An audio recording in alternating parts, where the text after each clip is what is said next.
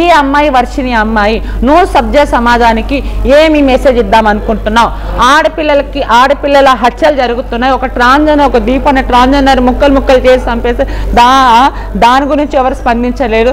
ఎంతసేపు అఘోర తగ్గింది, అఘోర పోయింది, అఘోర తుమ్మింది, అఘోర పెళ్లి చేసుకుంది. వీడు ఎవ్వడు అసలుకు?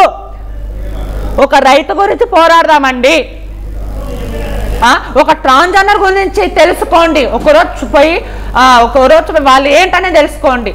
ఎంతోమంది రైతులు పురుగు మంది తాగి చచ్చిపోతారు. రోజుకు ఒక హత్య జరుగుతుంది. మన్నటికి మన్న గుడికి పోతే ఒక అమ్మాయి 7 మంది రేప్ చేశాడు. ఈ శ్రీనివాస్ అవగాడు ఎక్కడైనా స్పందించాడా? ఒరే నీకే చెప్తున్నా, నువ్వు ఏ దానికైనా స్పందించావా? సరే నేను ఆడపిల్లలకి నేను ముందు ఉంటా అన్నావు.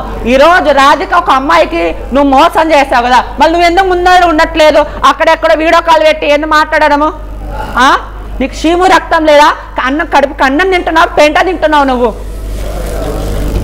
ఎంతమంది పరువు తీస్తావు? మళ్ళీ నీకు అఘోర దీక్ష ఇచ్చిన ఆ గురు గాడు ఎవడో కానీ వాడిని ముందర పిలుచుకొని వచ్చి జుట్టు పీకెంత కొట్టేంత వరకు నువ్వేంటనేది వాడు బయట పెట్టాలి. నీ గురుగాడు అసలు గురు లేదు, ఎవరు లేరు, తూతు అసలు ఆ మంత్రాలేనా అసలుకి?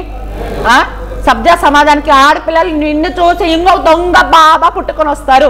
గతంలో కూడా నేను మహిమలు చేసి నేను అన్ని చేసి ఇలా అనడం జరుగుతుంది. నన్ను ఎవరైనా అంటే ఎక్కడికి వాళ్ళు భస్మం చేసేస్తాను. చేయండి, నన్ను చేయమని చెప్పండి, నన్ను చేయమనండి, నాకు చేయమనండి, భస్మం చేయండి.